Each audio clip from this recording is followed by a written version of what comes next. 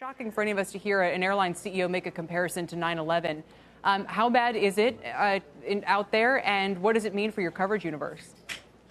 Yeah, I think it seems to be pretty bad. Leisure travel seems to be responding somewhat to lower fares. Corporate demand is non-existent, and obviously the airlines have to process refunds for those corporate travelers in the short term. So you've got huge declines in revenue that come from both a decline in future bookings as well as the decline in net bookings. So that's cancellations. So increase in cancellations. So you're seeing those two things weigh heavily on the group, and obviously the stocks have come down significantly to reflect this short-term lack of demand. And the question is, how long is short-term?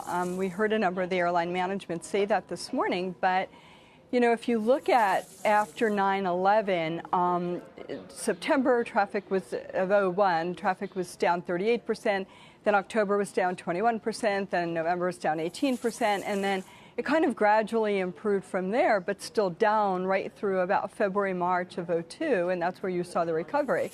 But you were heading into the winter months, right? And you could stimulate demand for the holiday season. Right now, spring break is just about upon us, and a lot of folks are canceling their spring break plans, and they're not yet making summer plans, I guess preferring to see how this whole thing plays out.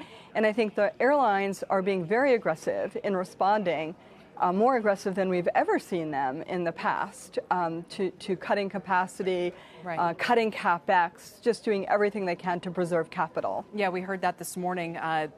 Delta reducing system-wide capacity by 15 points more than its plan. International capacity reduced by 20 to 25%.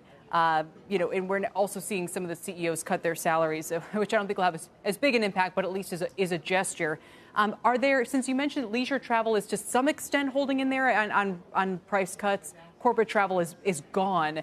Does that favor holding one type of airline over another for the next 6 months? And is there going to be a cash crunch for any of the names that you cover?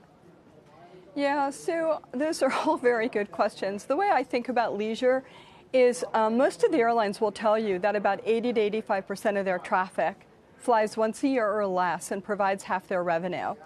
And you can generally stimulate leisure demand by cutting fares.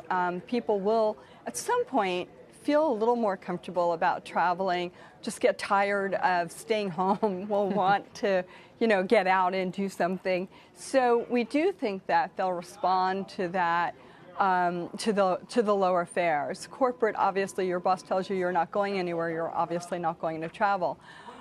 So in terms of cash crunch, I think every airline has started to tap their credit lines. They've sorted out with their banks, some liquidity measures. United just said this earlier this morning. They said that they raised $2 billion of additional liquidity. They're up to $8 billion. They've got $20 billion of unencumbered assets.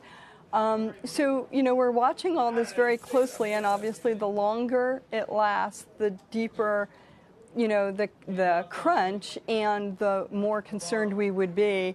Obviously, you saw earlier this morning, you guys had a story as well that the White House was willing to do some help, but right.